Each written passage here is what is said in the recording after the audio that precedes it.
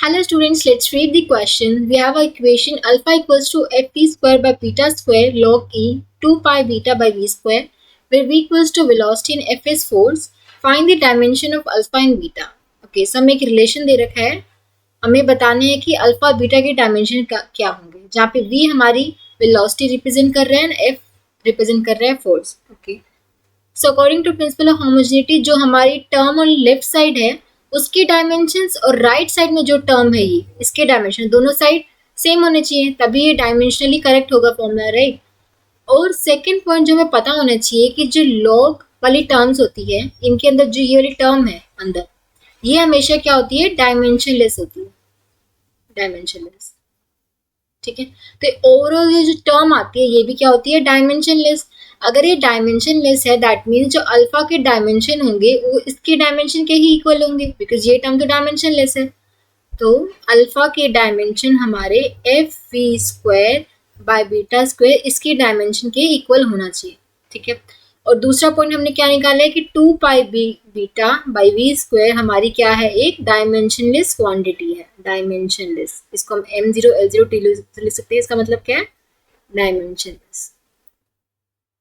ठीक है, अब इन दोनों फैक्ट का यूज करके हम अल्फा बीटा के डायमेंशंस निकाल सकते हैं.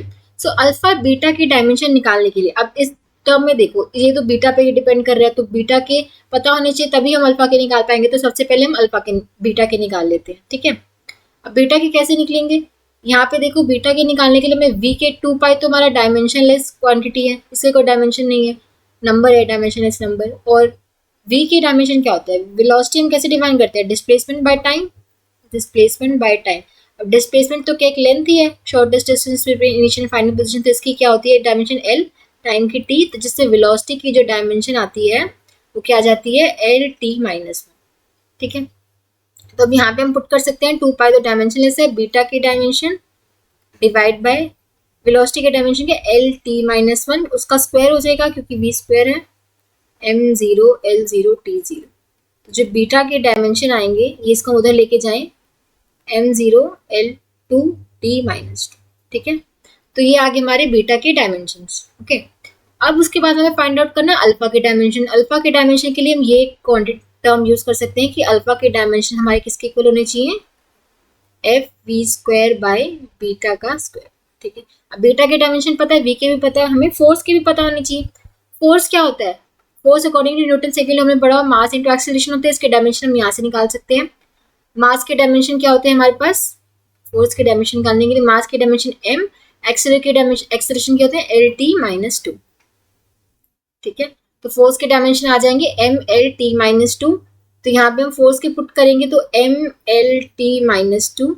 ठीक है, v के डायमेंशन कितने आए lt-1 का ही हो जाएगा स्क्वायर, और बीटा के डायमेंशन क्या आए थे m0 l2 t-2 का होल स्क्वायर हो जाएगा. ठीक है, ऊपर बचेगा mlt-2, इसका स्क्वायर करेंगे तो l स्क्वायर t-2, और नीचे आ जाएगा स्क्वायर करेंगे तो m0 का स्क्वायर तो मतलब ये 0 ही रहेगा, ये तो l2 का 2 4 t की पावर -4. ठीक है, ये इसको मैंने खोल दिया, m की पावर में 0 ही रहेगा, l2 2 to 4 t की पावर -4. ठीक है, यहाँ से ऊपर एक m ही बचेगा, l की पावर कलेक्ट कर लें तो 1, ऊपर एक +2 भी है, और नीचे से जाएगा ऊपर जाके आ जाएगा -4. ठीक है, t की पावर में -2 इंटू -2, और नीचे भी क्या है -4 है तो ऊपर जाके +4.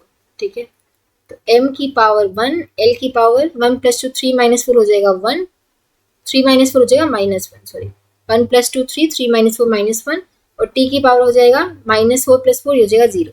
अल्फा की डायमेंशन क्या आ गई m1 l-1 t0, और बीटा के डायमेंशन हमने निकाले थे m0 l2 t-2. से मैच कर रहा है हमारा सी ऑप्शन से, अल्फा के डायमेंशन ये आ रहे हैं, बीटा के डायमेंशन ये आ रहे हैं. ठीक है, so option see here would be the correct answer. I hope आप सबको समझ आया होगा. Thank you so much.